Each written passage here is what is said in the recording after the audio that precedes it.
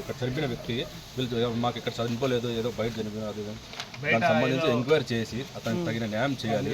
ఒకటి ఎక్స్గ్రేషియా ప్రకటించాలి, రెండు లోపల జరుగుతున్నాయి లేదని బయట ఆరోపణ మేడం. మేమంటే మేము డైరెక్ట్ అంటే ఇక్కడ విద్యార్థులు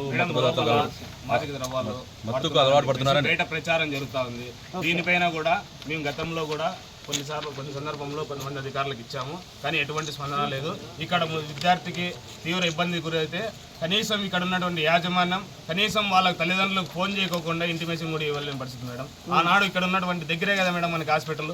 ఆ అబ్బాయికి అంతగా గాయాలైన తర్వాత హాస్పిటల్ పిలుచుకోవడానికి ఏం మేడం, వీళ్ళు ఫీజులు కట్టించుకోవడానికి అయితే తల్లిదండ్రులకు పదే ఫోన్ చేసి వేధిస్తూ ఉంటారు, మీరు ఫీజులు కట్టాలా అని చెప్పేసి. ఇక్కడ కనీసం విద్యార్థులకు వేలు ఫీజులు కడుతున్నా కూడా మౌలిక సదుపాయాలు కూడా కల్పించలేదు మేడం.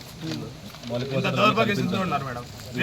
వీళ్ళ పైన యాజమాన్యం ఎవరైతే ఉన్నారో యాజమాన్యం పైన కూడా కేసు నమోదు చేయాలా. మీరు కేసు నమోదు చేసి ఇక్కడ ఉన్నటువంటి కళాశాలను కూడా సీజ్ చేయాలా. లేని పక్షంలో విద్యార్థి సంఘాల ఆధ్వర్యంలో పెద్ద ఎత్తున డైలీ వేజ్ మేడం ప్రతి ఒక్క రోజు మేము కార్యక్రమాలు నిర్వహిస్తూ ఉంటామని చెప్పేసి తెలియజేస్తా ఉన్నాం మేడం. మేడం విన్నారా?